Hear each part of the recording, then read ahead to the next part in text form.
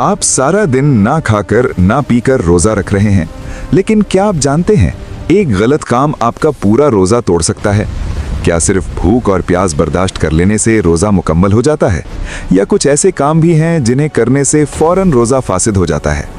अब हम जानेंगे रोजा टूटने की 6 वजूहात। 1. जानबूझकर हमबिस्तरी करना।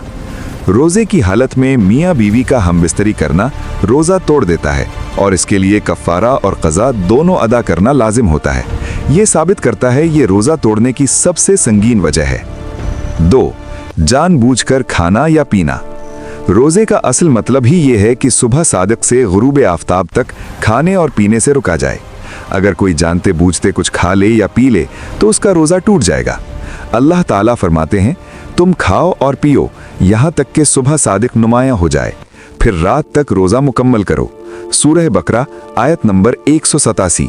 लेकिन अगर कोई भूल कर खा ले, नबी सल्लल्लाहु अलैहि वसल्लम ने फरमाया, रोजेदार अगर भूल कर कुछ खा ले या पी ले तो वो अपना रोजा पूरा करे, क्योंकि अल्लाह ही ने उसे खिलाया और पिलाया है। सही बुखारी हदीस नंबर 1933। लिहाजा जानबूझकर खाने से रोजा टूटेगा, भूलकर खाने से रोजा नहीं टूटेगा। 3. जानबूझकर क़ै करना। नबी सल्लल्लाहु अलैहि वसल्लम ने फरमाया, जिसको बेइख्तियार क़ै आ जाए उस पर क़ज़ा नहीं, यानी उसका रोजा नहीं टूटेगा, और जो शख्स जानबूझकर क़ै करे वो क़ज़ा अदा करे, यानी उसका रोजा टूट जाएगा। जामे तिर्मिज़ी हदीस नंबर 720। यानी खुद उंगली डालकर या किसी तरीके से क़ै करने से रोजा टूट जाएगा। 4. हैज़ और निफास होना। औरतों को हैज़ यानी माहवारी या बच्चे की पैदाइश के बाद निफास शुरू हो जाए तो रोज़ा टूट जाता है, अगरचे दिन के आखिरी लम्हे में ही क्यों न शुरू हो। बाद में इस रोज़े की क़ज़ा करनी होगी।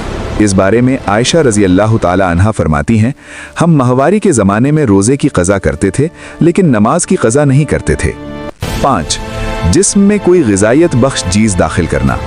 अगर कोई शख्स ऐसा इंजेक्शन या सलाइन ले जो जिस्म को खाने का मुतबादिल ग़िज़ाइयत फराहम करे तो रोज़ा टूट जाएगा, क्योंकि ये खाने का मफ़हूम पूरा कर रहा है। ताहम आम इंजेक्शन जो सिर्फ इलाज के लिए हो वो बहुत से उलमा के नज़दीक रोज़ा नहीं तोड़ता। आँख में कतरे डालने से रोज़ा नहीं टूटता, क्योंकि आँख खाने पीने का मामूल का रास्ता नहीं है। कान के कतरे भी आम तौर पर रोज़ा नहीं तोड़ते अगर कान का पर्दा सही सलामत हो, लेकिन नाक के कतरे या स्प्रे देने का मामला मुख्तलिफ है, क्योंकि नाक बराह रास्त हल्क से जुड़ी हुई है। अगर दवा अंदर पहुंच जाए तो रोज़ा टूट सकता है।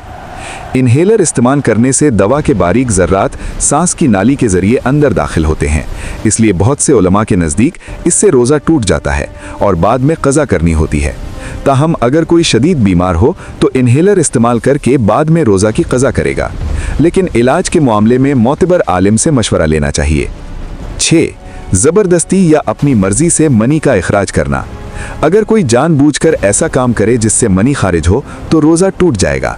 ताहम सिर्फ ख्याल करने या एहतिलाम होने से रोज़ा नहीं टूटता, क्योंकि वो गैर इख्तियारी है। रमज़ान खुद को पाक करने का महीना है।